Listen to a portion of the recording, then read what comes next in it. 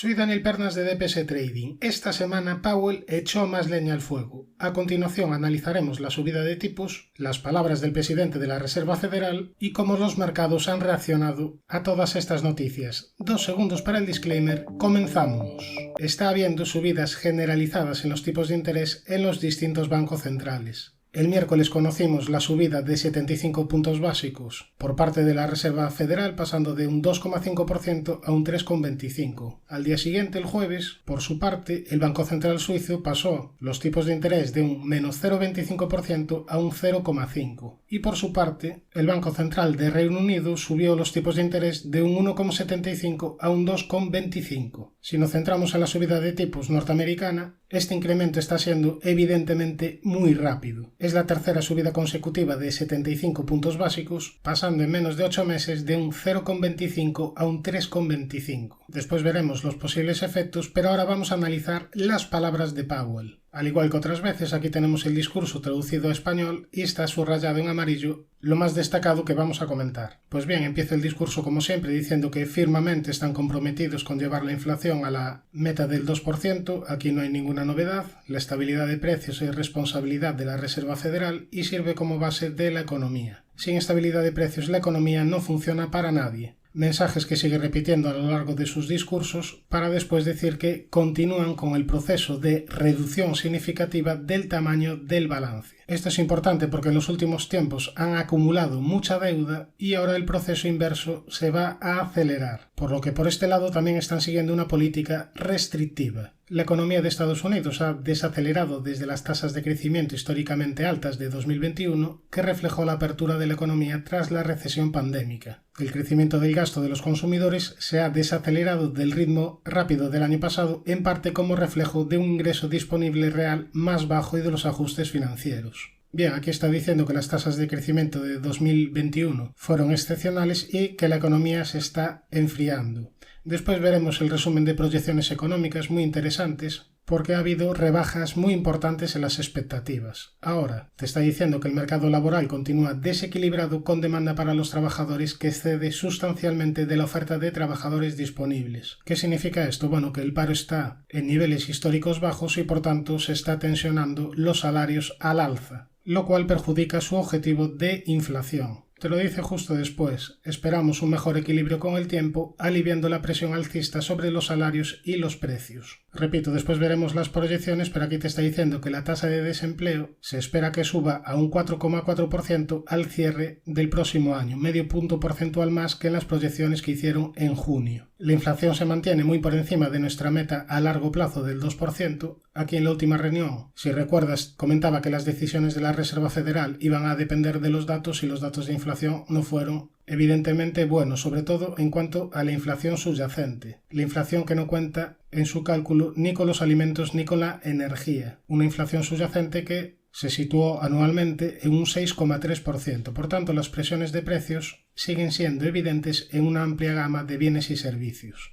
Después habla de la proyección de la inflación, que se supone que será más baja a medida que pasen los años, y comenta que a pesar de la inflación elevada, las expectativas de inflación a largo plazo parecen mantenerse bien ancladas. Pero ojo, porque esto no es motivo de complacencia, porque sabemos que cuanto más tiempo continúa el actual episodio de alta inflación, mayor es la probabilidad de que las expectativas de mayor, bueno, aquí no está bien traducida, las expectativas de mayor inflación se van a afianzar. ¿Qué quiere decir esto? Pues que no tienen intención ninguna de relajarse, al igual que dijeron en comunicados anteriores. Bueno, después sigue repitiendo el compromiso de la inflación del 2%, habla de la subida de tipos de interés y durante los próximos meses buscarán pruebas convincentes de que la inflación se está moviendo a la baja. El ritmo de aumentos de tipos de interés seguirán dependiendo de los datos entrantes y de la evolución de las perspectivas de la economía. Ahora vamos a ver el informe de proyecciones de la Reserva Federal. Todos estos documentos los podéis descargar directamente de la página de la FED y ahora vamos a comentar un poco estas proyecciones. En junio proyectaban un crecimiento del 1,7% y ahora rebajaron las expectativas a únicamente un 0,2%.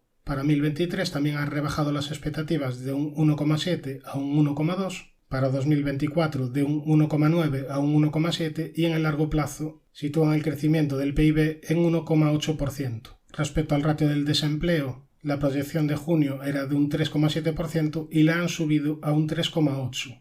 para 2023 a un 4,4 y para 2024 igualmente prevén un ratio de desempleo de un 4,4%. En cuanto a inflación, prevén para 2022 un 5,4, para 2023 un 2,8, para 2024 un 2,3. Para ya en 2025 alcanzar el objetivo del 2%. Ahora, ¿por qué hubo tanto revuelo en los mercados? Bien, pues aquí tenemos la proyección de junio respecto a cómo podrían estar los tipos de interés a final de año, que era de un 3,4%, ahora han subido la proyección a un 4,4%. Esa sería la estimación por parte de los miembros de la Reserva Federal de cómo van a estar los tipos de interés a final de 2022. Además, para 2023 estamos viendo que no proyectan ningún tipo de rebaja sobre los tipos de interés de 2022. En concreto, estiman que para finales de 2023 los tipos de interés estarán a un 4,6%. Según esto, solo a lo largo de 2024 se empezarán a bajar tipos. Ahora, todos estos datos los tendríamos aquí graficados. Nos vamos a ir a este en concreto que refleja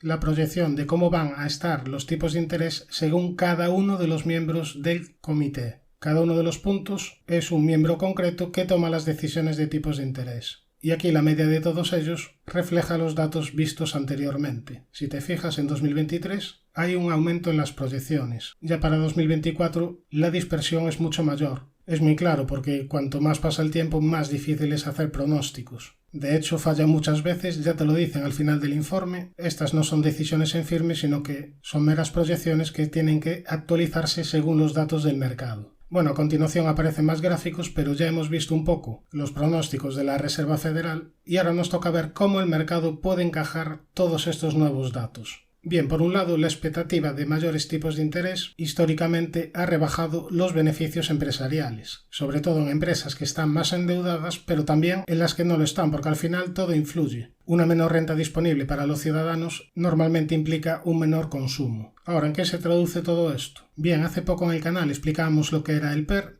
De hecho, te lo voy a dejar arriba a la derecha, el vídeo y también en comentarios. Y esto es importante porque muchos analistas están diciendo que los PER ya están a niveles muy atractivos de compra, están a PER bajo, pero muchos no están descontando la probable caída de beneficios en las compañías, lo cual equivaldría a que los PER pues no están tan bajos. Ahora nos vamos a ir ya a los gráficos a ver cómo han reaccionado los mercados y a ver niveles relevantes y vamos a empezar como siempre por el Nasdaq 100. Bien, aquí tenemos el gráfico diario. El Nasdaq prácticamente habría llegado a mínimos anuales. Esta sería la primera zona de soporte muy importante, zona en el entorno de los 11.000. Y aquí si nos fijamos en la vela del miércoles, el día de la reunión de la Fed, el precio fue a visitar la primera zona de resistencia y a partir de ahí vienen caídas. Ahora, no tengas en cuenta la vela del viernes. No sé qué le pasa a Visual Chart. Últimamente está teniendo problemas al graficar. Por mi parte ya lo he reportado. Y es que aquí están poniendo la vela como si abriera y cerrara a los mismos niveles el viernes y no fue así porque abrió a niveles superiores. Lo vemos aquí en TradingView que en este caso refleja perfectamente la sesión del viernes. Ahora volviendo a Visual Chart, si reducimos el zoom vemos que de momento esta corrección no ha llegado al 61,8% de la última subida. Este nivel también es muy importante. Zona de los 10.646. Tras la superación de este máximo habíamos dicho que el Nasdaq había dado la primera señal positiva, pero que necesitaba confirmación porque la media todavía estaba en fase descendente y todavía no se había girado al alza. Pues bien, no fue capaz de girarse, a partir de ahí el precio tuvo caídas importantes y ahora mismo seguimos en peligro. Veremos si es capaz de respetar los mínimos anuales. Empieza a haber un cierto pesimismo por lo que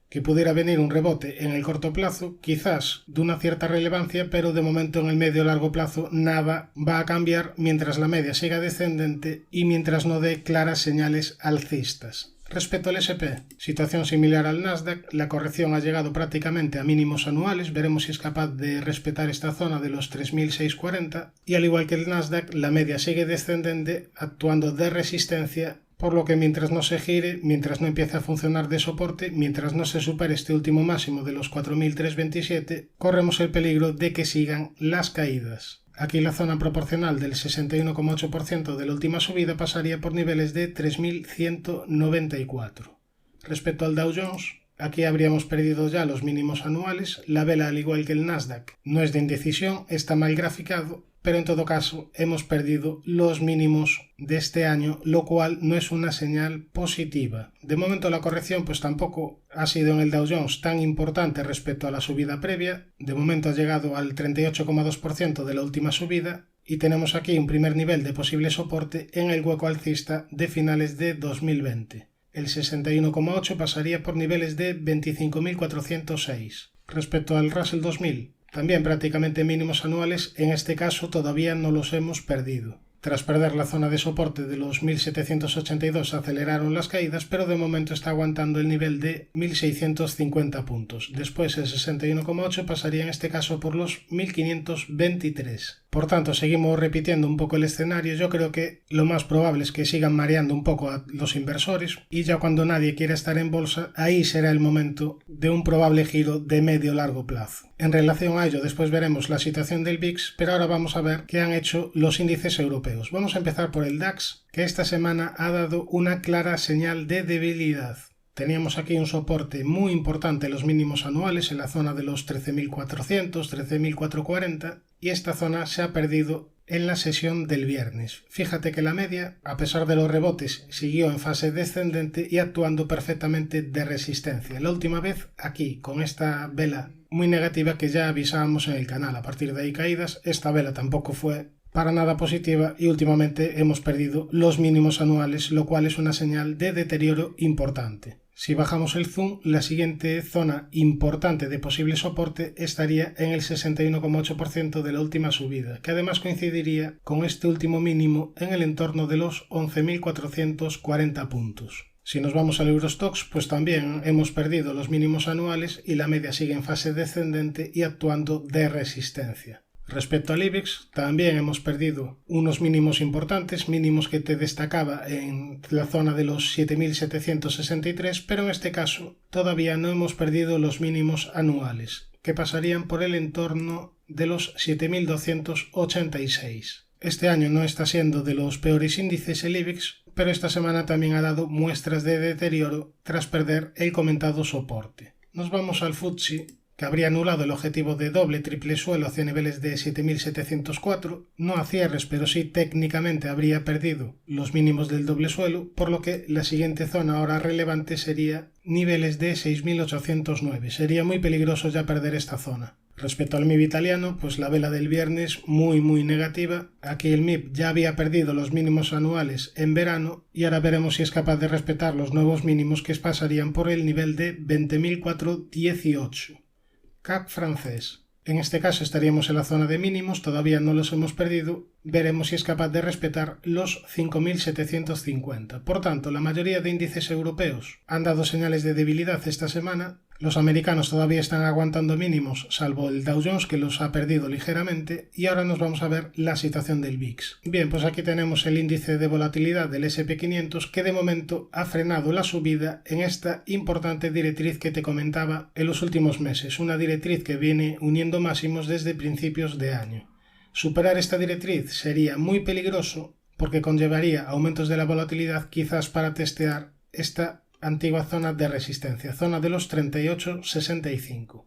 Ya en caso de superar esta zona, habría que estar atentos a niveles de 50 y ya en caso de superar niveles de 50, nos quedarían aquí niveles de 85 aproximadamente. Por tanto, se está incrementando la volatilidad. De momento tampoco es que hayamos visto episodios tan importantes de aumento de volatilidad respecto a otras crisis y habrá que estar pendientes del VIX porque nos puede dar muchas pistas. En relación con lo que decíamos antes, cuando ya nadie quiere estar en el mercado, es probable que la bolsa se gire. Y esto suele suceder cuando se dan picos de volatilidad muy importantes. Bien, nos vamos ya a ver el capítulo de acciones. Por cierto, el viernes analicé las acciones FAN, te lo dejo arriba a la derecha y también en comentarios. Y ahora vamos a empezar analizando IAG. Aquí en la eurolínea marcamos una zona de soporte muy importante, los 1,20, se perdió este soporte y las caídas se han acelerado el viernes. Ya lo comenté en vídeos anteriores, no es una acción que me resulte interesante para medio o largo plazo. Sí, aquí en esta zona te decía que podía venir un pequeño rebote, pero a largo plazo no es un negocio interesante y técnicamente estaría dentro de un canal descendente dibujado en color rojo. Veremos ahora si con estas caídas se dirige a la parte baja del canal y a partir de ahí reacciona el precio.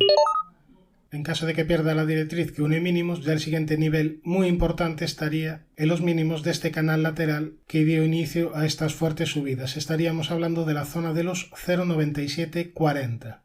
Nos vamos ahora a ver la situación de Vidrala, donde aquí marcamos una zona de resistencia a superar, esta directriz azul que venía uniendo máximos y la media de 200 sesiones que seguía en fase descendente. No fue capaz de hacerlo, de hecho perdió la importante zona comentada de soporte de los 60,20, por lo que ha dado una nueva señal negativa. La siguiente zona a tener en cuenta, el entorno de los 55,30.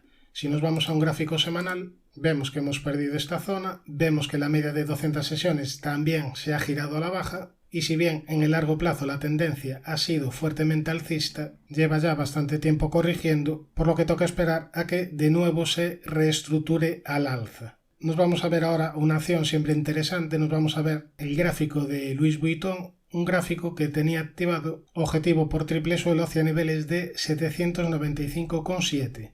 Ha cumplido ya el objetivo por doble suelo hacia 702,6 y le quedaría pendiente el comentado objetivo hacia 795,7 que solo se anula en caso de perder la zona de los 534,8. Ahora bien, la vela que deja el viernes no es para nada positiva, una vela que traspasa como mantequilla la media de 200 sesiones. Louis Vuitton es una de las acciones que más me gustan en este entorno porque es una acción de lujo y en teoría debería ser capaz de aguantar mejor que otro tipo de compañías. De hecho, tendría activado el objetivo por triple suelo, por lo que veremos si finalmente lo acaba cumpliendo. En caso de superar la zona de 750,6, activaría objetivo por segundo impulso alcista. Nos vamos a ver una acción que ya hemos analizado en el canal varias veces, Hauswerke, una acción alemana que había claramente mejorado su aspecto técnico tras superar el nivel de 42,70 euros. Por aquí arriba te decía que era una acción muy interesante y que en caso de venir correcciones a esta zona habría que vigilarla. ¿Qué hizo en esta zona? Pues traspasarla claramente. No dio en ningún momento señales de fortaleza el precio. Ahora bien, el que haya entrado aquí, después de ver todas estas caídas, si bien el objetivo no se anula hasta perder los mínimos del triple suelo, yo creo que con esta vela sobre la media de 200 sesiones ya habría que reducir parte del riesgo porque el gráfico se ha perjudicado. Veremos si es capaz de aguantar el soporte de los 34,10. Evidentemente ahora ya no pinta tan bien como antes. Vamos a analizar ahora una petición que me hicisteis la semana pasada, que sería Renault, que si bien en el corto plazo está en tendencia alcista haciendo mínimos y máximos crecientes, mucho ojito, porque acaba de activar objetivo por cuña ascendente roto a la baja hacia niveles de 22,89. Esta tendencia alcista de corto plazo se rompería si pierde el nivel de los 26,89, pero el precio ya ha dado la primera señal importante de debilidad. Yéndonos a un gráfico semanal, vemos que esta corrección está viniendo desde la media de 200 sesiones en semanal. Por tanto, mucha precaución. Nos vamos a una acción muy interesante de la bolsa americana, Berkshire, pero que al igual que muchas otras acciones se encuentra corrigiendo. De hecho, la última vez que el precio fue a visitar la media, se vio rechazado. Ahora estaría en la primera zona de soporte, zona de los 264,22. Si es capaz de aguantar esta zona y en un futuro supera la zona de 307,68, activaría figura de doble suelo. De momento la media baja está funcionando de resistencia, por lo que tocaría esperar a que se reestructure. Nos vamos a ver la situación de Tesla, que me la habéis pedido también. Una Tesla que se ha frenado en el máximo anterior de los 314,34 y daría una señal negativa de corto plazo en caso de perder los 265,76, porque activaría figura de doble triple techo. En este escenario sería probable ver una vuelta del precio a la zona de mínimos anuales. Ya si pierde esta zona estaría atento a la zona sombreada amarilla y a la parte baja de este posible canal descendente dibujado en color azul. Estaríamos hablando de niveles de 179 y 180 dólares aproximadamente. Nos vamos a Nike, que ha tenido fuertes caídas desde máximos. De hecho, la corrección habría perforado el nivel del 61,8% de la última subida y recientemente dio una señal negativa de corto plazo tras activar y cumplir objetivo por canal ascendente roto a la baja. Además, perdió la zona de mínimos anuales, la media está en fase descendente, por lo que toca esperar a que se reestructure. Mucha paciencia, estamos viendo que los rebotes son bastante efímeros en muchas acciones, por lo que precaución. Nos vamos a una acción muy interesante, nos vamos a Pfizer, que en el largo plazo tendría activado objetivo clarísimo por cuña descendente rota al alza hacia niveles de 127,84. Ahora bien, aquí arriba te decía que no era momento de comprar, estábamos en zona de resistencia y de hecho te marcaba un posible escenario de caídas y que en caso de producirse habría que vigilarla por si en esta zona te formaba alguna estructura alcista, porque si el precio hacía este recorrido estaría activando además objetivo por hombro, cabeza, hombro invertido. Por tanto, objetivo alcista, pero tal como está el mercado, necesitamos exigirle algo más. Si aquí en estos niveles te dejara algo interesante, pues se podría probar, pero probar con un riesgo muy pequeñito en relación al importante beneficio que perseguimos, sabiendo eso sí que en este tipo de estrategias más arriesgadas debemos ir con mucho menos apalancamiento. Y como siempre digo, esto no es una recomendación de inversión, es solo una posible idea.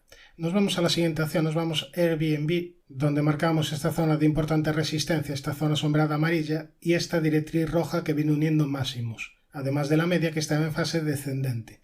Pues bien, desde esta zona han venido fuertes caídas, hemos perdido este último mínimo de corto plazo, con lo cual sigue dando muestras de debilidad. Siguiente zona de soporte importante, zona de los 86,65. Respecto al euro dólar, nada nuevo bajo el sol, seguimos en caídas importantes de la divisa europea y aquí mientras no superemos la bajista dibujada en color rojo y mientras no superemos el último máximo relevante no hay nada que hacer. Respecto al oro hemos perdido los mínimos del doble triple suelo, con lo cual el objetivo queda anulado, ha dado una nueva señal de debilidad, la media sigue en fase descendente y actuando de resistencia, por lo que tocaría esperar a nuevas señales. Respecto a la plata, tiene primera zona de resistencia esta directriz azul, los 20,89 y la media de 200 sesiones que sigue en fase descendente.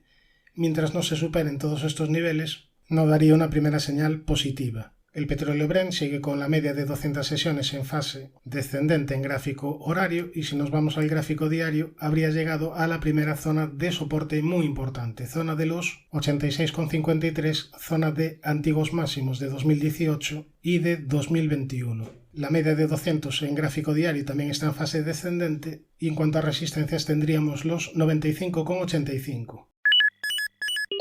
Suscríbete al canal si te ha gustado este vídeo y no te olvides de activar la campana para estar pendiente del siguiente contenido. Un saludo, mucha precaución y buenas inversiones.